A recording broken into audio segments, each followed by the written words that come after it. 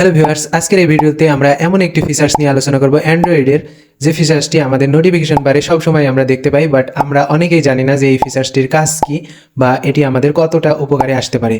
আমাদের অ্যান্ড্রয়েড ফোনের নোটিফিকেশন বারটি আমরা যদি নিচের দিকে টানি, তাহলে অনেক সময় আমরা দেখতে পাই একটি অর্ধ চন্দ্রাকার অথবা ডিএনডি এরকম একটি অপশন থাকে। তো আমরা অনেকেই জানি না এটি আসলে কি এবং এটির কাজ কি। তো ভিউয়ার্স, আজকের ভিডিওতে আমরা সেটি দেখব যে ডু নট ডিস্টার্ব এই ফিচার্সের আসলে কি কাজ।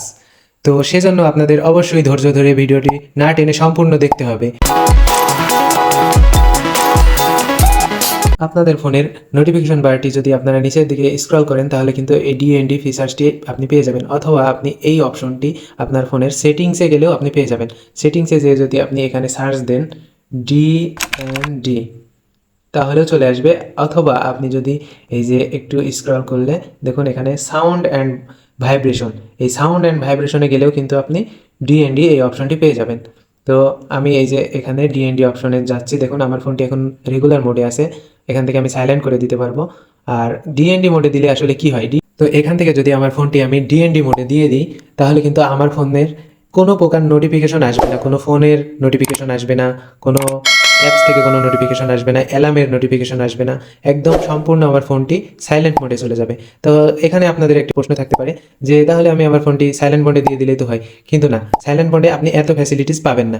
এই ডিএনডি মোডে আপনি যতগুলো ফ্যাসিলিটিস পাবেন, এখান থেকে আপনি চাইলে এই যে দেখুন অ্যালো ইনকামিং কলস, আপনি ডিএনডি মোডে দেওয়ার পরেও আপনি যদি এখান থেকে কোনো নাম্বার স্পেশালি মানে ডিএনডি মোড থেকে বাহিরে রাখতে চান, তাহলে শুধুমাত্র সেই নাম্বার থেকেই ফোন আসবে বা নোটিফিকেশন আসবে।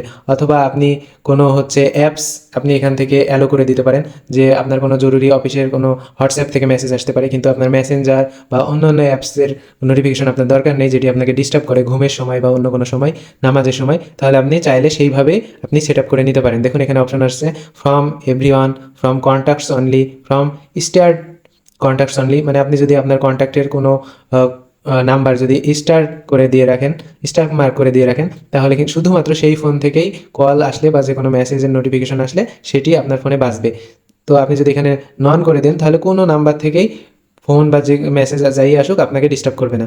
তারপরে দেখুন এখানে আরেকটি অপশন আছে নোটিফাই অ্যাবাউট রিপিটেড কল, মানে কোনো নাম্বার থেকে যদি আবার কোনো ইমার্জেন্সি কল আসে, যেমন এখানে বলছে অ্যালো সাউন্ড ফর দ্য কলস repeated within 15 minutes in silent mode.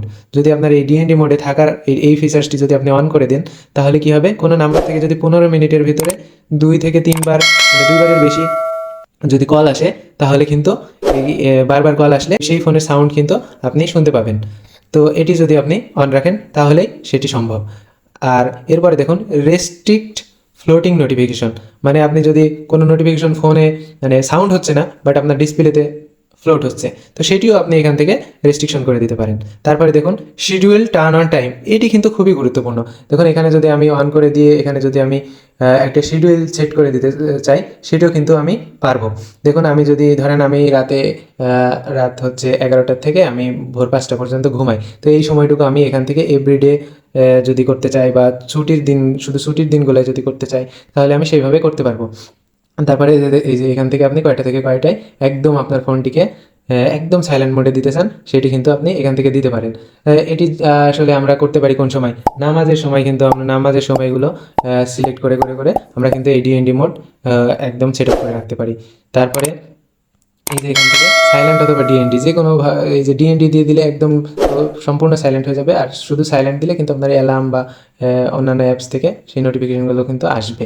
তো আপনি এভাবে কিন্তু আপনার এই অ্যাপস দিয়ে খুব সুন্দরভাবে সেট আপ করে নিতে পারেন, যেটি আসলে খুবই দরকারি, আমার জন্য খুব উপকারে আসে। যেমন আমি ঘুমের সময় অফ ডেতে শুক্র শনিবার ছুটির দিনে আমি কিন্তু ঘুমানোর সময়টুকু এই যে এভাবে ডিএনডি মোড অন করে দিই, এবং আমার গুরুত্বপূর্ণ মেসেজ আসে যেমন হোয়াটসঅ্যাপ, সেটি কিন্তু আমি অন করে রাখি। তাহলে শুধুমাত্র হোয়াটসঅ্যাপ থেকে এবং আর আমার ধরুন বাবা মা বা এরকম নিকটাত্মীয় কয়েকটা নাম্বার আমি বাদে আমি কিন্তু ডিএনডি মোড অন করে রাখি। তাহলে দেখা যাচ্ছে অন্য কোনো নাম্বার থেকে আমাকে ফোন দিয়ে ডিস্টার্ব করতে পারে না, বাট আমার পরিবার থেকে এই গুরুত্বপূর্ণ নাম্বারগুলো, যেগুলো কোনো গুরুত্বপূর্ণ সময়ে কল দেওয়ার প্রয়োজন হতে পারে, আমাকে দরকার হতে পারে, তো সেই জন্য আমি শুধুমাত্র সেই এটা নাম্বার সেট করে দিতে পারি।